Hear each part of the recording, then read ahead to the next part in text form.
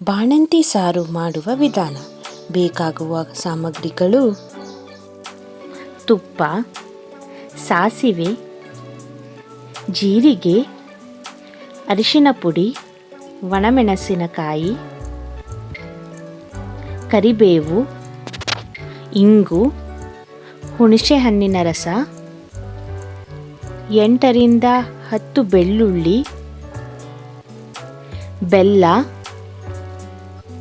ಶುಂಠಿ ಪುಡಿ, ಕಾಳು ಮೆಣಸಿನ ಪುಡಿ, ರುಚಿಗೆ ತಕ್ಕಷ್ಟು ಉಪ್ಪು. ಒಂದು ಬಾಂಡಲಿಯಲ್ಲಿ ತುಪ್ಪವನ್ನು ಒಗ್ಗರಣೆಗೆ ರೆಡಿ ಮಾಡಿಕೊಳ್ಳಿ. ಅದಕ್ಕೆ ಸಾಸಿವೆ, ಜೀರಿಗೆ, ಬೆಳ್ಳುಳ್ಳಿಯನ್ನು ಹಾಕಿ ಆಮೇಲೆ ಜೊತೆಗೆ ಕರಿಬೇವು, ಒಣಮೆಣಸಿನಕಾಯಿ ಹಾಕಿಕೊಂಡು ಸ್ವಲ್ಪ ಬಾಡಿಸಿಕೊಳ್ಳಿ. ಅದಕ್ಕೆ ಸ್ವಲ್ಪ ಅರಿಶಿನ, ಶುಂಠಿ ಪುಡಿ, ಕಾಳು ಮೆಣಸಿನ ಪುಡಿಯನ್ನು ಹಾಕಿ ಬಾಡಿಸಿಕೊಳ್ಳಿ. ಬಾಡಿಸಿದ ನಂತರ 1 ಲೋಟ ನೀರನ್ನು ಅದಕ್ಕೆ ಹಾಕಿ ಚೆನ್ನಾಗಿ ಕುದಿಯಿಸಿ.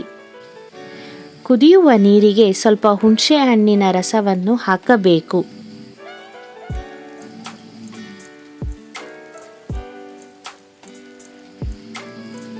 ಅದಕ್ಕೆ ಸ್ವಲ್ಪ ಬೆಲ್ಲವನ್ನು ಹಾಕಬೇಕು.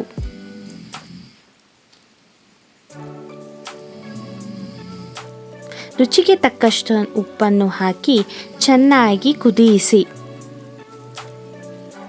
ಕುದಿಸಿದ ನಂತರ ಬಾಣಂತಿ ಸಾರು ಸವಿಯಲು ಸಿದ್ಧ.